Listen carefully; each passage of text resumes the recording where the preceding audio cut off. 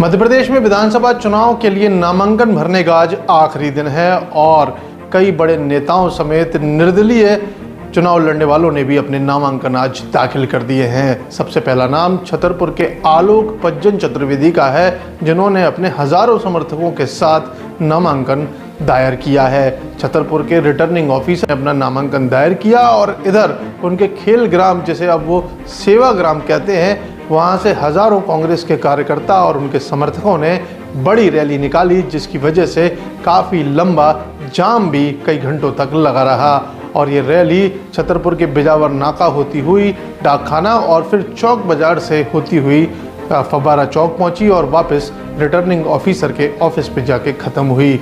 इस रैली में हजारों लोग थे, लंबा जाम भी रहा और कई जगह एम्बुलेंस भी फंसती दिखाई दी। लेकिन आलोक पज्जन चतुर्वेदी के इस रैली में काफ़ी उत्साह देखने को मिला और जगह जगह पैम्पलेट्स बांटते इनके कार्यकर्ता नजर आए और रैली के ख़त्म होने के बाद सड़क के चारों ओर ये पैम्पलेट दिखाई दे रहे थे। इससे समझ में आता है कि इस रैली को काफ़ी बम्पर मार्केटिंग की तरह भी उपयोग किया जा रहा है। नामांकन भरने वालों में दूसरा नाम महाराजपुर विधानसभा के विधायक नीरज दीक्षित का है। ये दूसरा चुनाव लड़ रहे हैं और पिछली बार भी कांग्रेस के टिकट पर वहां से विधायक रहे। इस बार भी इनके साथ नामांकन भरने हजारों कार्यकर्ताओं और समर्थकों की भीड़ पहुंची थी और नीरज दीक्षित पिछले कई महीनों से लगातार गाँव में खुद जाकर लोगों से संपर्क बना रहे हैं और कई दिनों चलने वाली पैदल यात्रा भी इन्होंने निकाली, जो काफ़ी सफल रही है। नीरज दीक्षित ने रिटर्निंग ऑफिसर के कार्यालय में हजारों कार्यकर्ताओं के साथ जाकर अपना पर्चा भरा, जिसकी चर्चा समूचे क्षेत्र में बड़ी तेजी से सुनाई दे रही है। तीसरा नाम बहुजन समाज पार्टी से छतरपुर विधानसभा से पर्चा भरने वाले डील मणि सिंह बब्बू राजा का है।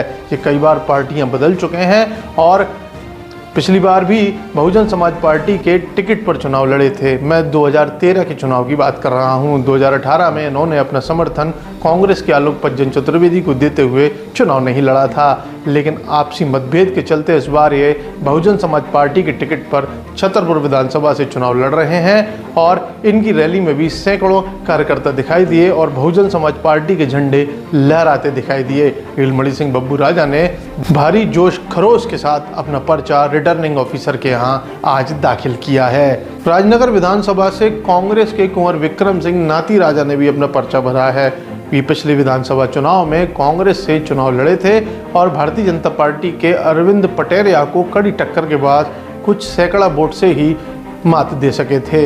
इस बार कांग्रेस ने फिर से इनका टिकट रिपीट किया है और नाती राजा ने आज सैकड़ों हजारों कार्यकर्ताओं के साथ जाकर अपना पर्चा भरा है। नाती राजा के बारे में कहा जाता है कि ये बड़े भाग्यशाली हैं और कोई चुनाव नहीं हारते। इनकी पत्नी भी नगर पालिका खजुराहो की अध्यक्ष रही हैं। इसके अलावा नाती राजा के सामने चुनाव की परिस्थितियां कुछ इस प्रकार हैं कि त्रिकोणीय श्रृंखले में ये चुनाव बढ़ चुका है। बसपा से घासीराम पटेल, जो भारतीय जनता पार्टी के पूर्व जिलाध्यक्ष थे और इस बार टिकट की मांग कर रहे थे, उन्होंने भी बसपा से अपना टिकट लिया है और वो चुनाव लड़ रहे हैं। संभवतः अरविंद पटेरिया को इसका खासा नुकसान हो सकता है, लेकिन भारतीय जनता पार्टी के बड़े नेता इसमें मान मनौवल करते नजर आ रहे हैं। फिलहाल नाती राजा ने भारी भरकम जनसैलाब के साथ अपना पर्चा दाखिल किया है और आने वाले इस चुनाव में अपनी प्रतिद्वंद्विता मजबूती से साबित करने की कोशिश की है। इसके अलावा चंदला विधानसभा से दिलीप अहरवार ने भारतीय जनता पार्टी के टिकट पर अपना पर्चा आज दायर किया है। भारी भरकम रैली और धूम धड़ाके के साथ इन्होंने अपना शक्ति प्रदर्शन किया और रिटर्निंग ऑफिसर के यहाँ जाकर अपना पर्चा भरा है। दिलीप अहरवार का कई जगह विरोध भी हो रहा है और ये विरोध करने वाले कोई और नहीं, भारतीय जनता पार्टी के नेता भी हैं। पिछली रैली जो मुख्यमंत्री और प्रदेश अध्यक्ष के साथ थी और एक आम सभा थी, उसके विरोध में भी कई लोग सामने आए थे और पुलिस ने इन्हें चुप कराने की भी कोशिश की थी। फिलहाल दिलीप अहरवार को बाहरी प्रत्याशी के रूप में विरोधी प्रमोट कर रहे हैं और इनका सीधा विरोध पूर्व विधायक राजेश प्रजापति और उनके पिताजी आर.डी. प्रजापति से समझ में आ रहा है।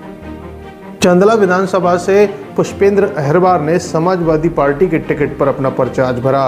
पुष्पेंद्र अहरवार भी काफ़ी मजबूत नेता माने जाते हैं और कुछ लोगों का तो ये भी मानना है कि इस बार चुनाव में कड़ी टक्कर देते हुए हो सकता है कि पुष्पेंद्र अहरवार बाजी मार जाए। उधर कांग्रेस से हर प्रसाद अनुरागी और बीजेपी से दिलीप अहिरवार को ये सीधी टक्कर दे सकते हैं। फिलहाल पुष्पेंद्र अहिरवार ने अपना पर्चा भर दिया है और आगे आने वाले 15 दिनों के चुनावी प्रचार के बाद स्थितियां क्लियर हो पाएंगी। बिजावर से एक और बड़ी खबर है, भुवन विक्रम सिंह केशु राजा ने अपना पर्चा निर्दलीय भरा है, यानी वो इस बार कांग्रेस को सपोर्ट न करके खुद निर्दलीय चुनाव लड़ेंगे। काफ़ी अटकलें थी कि उनको समाजवादी पार्टी से टिकट मिल सकता है, लेकिन समाजवादी पार्टी से रेखा यादव को टिकट मिलने के बाद अब उन्होंने निर्दलीय चुनाव लड़ने का फैसला किया है। उन्होंने चुपचाप बड़ी शांति से अपना पर्चा दाखिल किया और बिना किसी हो हल्ले के अब वो निर्दलीय चुनाव में खड़े हो गए हैं। बिजावर विधानसभा की सीट काफ़ी चर्चित सीट बन चुकी है, क्योंकि इधर भारतीय जनता पार्टी ने वर्तमान में विधायक रहे राजेश बबलू शुक्ला को टिकट दे दिया है। उधर चरण सिंह यादव को कांग्रेस का टिकट मिलने के बाद कांग्रेस नेताओं में काफ़ी नाराज़गी थी। इसके बाद सपा का टिकट बदला गया और रेखा यादव को टिकट दे दिया गया। इन सभी बातों के बीच में केशु राजा शुरू से ही अपनी प्रतिद्वंद्विता प्रस्तुत कर रहे थे और बार बार टिकट के लिए पार्टी पर दबाव बना रहे थे, लेकिन पार्टी ने उनकी बात नहीं मानी, तो उन्होंने अब निर्दलीय चुनाव लड़ने का फैसला कर लिया है, जिसका सीधा नुकसान कांग्रेस को होने वाला है, क्योंकि चरण सिंह यादव की डी मार्केटिंग इसी बात को लेकर की जा रही है। बाहरी प्रत्याशी हैं। इधर बिजावर को बैंकॉक बना देने वाले बयान पर भी राजेश बबलू शुक्ला ने उनकी जमकर चुटकी ली है। फिलहाल चुनाव शुरू हो गया है और आज के बाद ये साफ हो गया है कि कौन कौन कहां से चुनाव लड़ने वाला है। आगे हम आपको पूरी जानकारी देते रहेंगे, लेकिन इस सभी विधानसभाओं में कहीं भी सीधा एक तरफा मुकाबला समझ में नहीं आ रहा है। चाचा, आज आपने नामांकन दाखिल किया है अपने कार्यकर्ताओं के साथ और बागेश्वर धाम में भी दर्शन किए थे। जी हाँ, देखिए बालाजी सरकार का आशीर्वाद बागेश्वर धाम में जाके लिया। हनुमान टोरिया पे भी दर्शन किए मैंने जाके। सबसे पहले हम आप जो हिंदू धर्म को मानते हैं, सनातनी हैं, भगवान के चरणों में नमन करने के उपरांत अपना नामांकन किया है और अभी कार्यकर्ताओं के साथ नहीं किया है। एक नामांकन दाखिल कर दिया है, अब कार्यकर्ताओं के साथ आके पुनः एक नामांकन अपना दाखिल करेंगे और चुनाव की शुरुआत आज से हो जाएगी। विधायक जी आजा करो। भाई साहब, फार्म भर के आए हैं, यहाँ पर बड़ी संख्या में आपके साथ लोग आए थे, क्या कहेंगे महाराजपुर क्षेत्र की जनता से? 2018 जो आशीर्वाद महाराजपुर विधानसभा के हर एक परिवार के बुजुर्ग माताओं बहनों और हमारे युवा साथियों ने साथ दिया था। आज लगातार 5 साल से उनके बीच में रहना, उनके बीच में उठना, आना जाना, उसी का आज नतीजा है कि आज जो आशीर्वाद के रूप में भरपूर हमारा महाराजपुर क्षेत्र का पूरा परिवार यहाँ उपस्थित होकर आशीर्वाद देने आया है। तो वही इतने हजारों की पद यात्रा की क्या वोट में तब्दील हो पाएगी? पद यात्रा वोट के लिए नहीं की जाती है, पद यात्रा जन समस्याओं के निवारण के लिए की जाती हैं। पद यात्राएं जब गांव-गांव पहुंचेंगे तो वहाँ की छोटी छोटी समस्याएं तो निकल के आती थी, उनकी पूर्ति के लिए की जाती थी और वो पूर्तियां हुई हैं। आप उसी का आज नतीजा है कि यहाँ जो साथ हमें आज मिला है, जो आशीर्वाद मिला है। आप विधायक के पहले भी पद यात्रा करते थे, विधायक बनने के बाद भी पद यात्रा किए, तो क्या वो जो पद यात्रा आप करते थे, लोगों की समस्याएं सुनते, तो क्या आज उसका नतीजा है कि जो इतने हजारों लोग आपके नामांकन के दौरान आए हैं आज?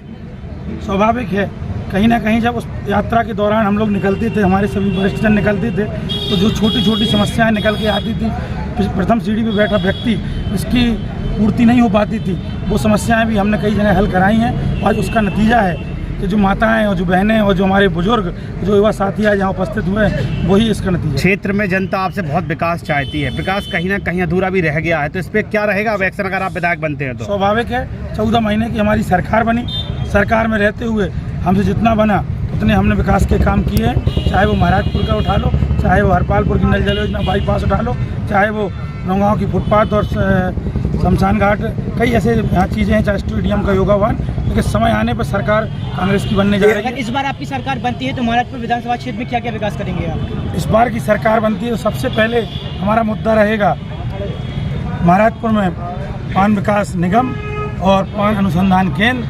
हरपालपुर के लिए जो आज वहाँ के 28 गांव 30 गांव जो नौगांव तक भागते हैं केवल तहसील के काम से, उनका बाजार हरपालपुर है, उनकी खरीद हरपालपुर में होती है। वहाँ तहसील का निर्माण होना, वहाँ तहसीलदार का बिठाना।